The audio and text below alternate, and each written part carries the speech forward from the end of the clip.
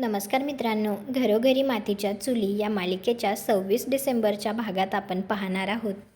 रस्सीखेच सुरू असते त्यावेळी आता अँकरिंग करत असतो. तो म्हणत असतो, ही स्पर्धा जिंकून मुळशीची आन बान शान कोण होणार हे आपल्याला लवकरच कळणार आहे.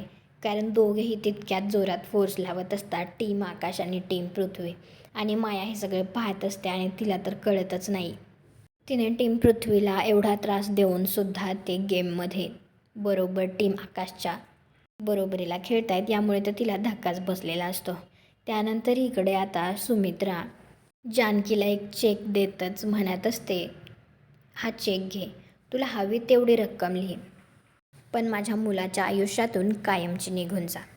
आता सुमित्रा जानकीला ऋषिकेशच्या आयुष्यातून निघून जा असं म्हणतीये, म्हणजे नक्कीच जानकीला ऋषिकेशने जिंकलं असेल, म्हणजेच ती स्पर्धा नक्कीच टीम पृथ्वीने जिंकली असेल. परंतु आता सुमित्राच्या म्हणण्यानुसार जानकी खरंच ऋषिकेशच्या आयुष्यातून निघून जाऊ शकेल का? कॉमेंट करून नक्की सांगा.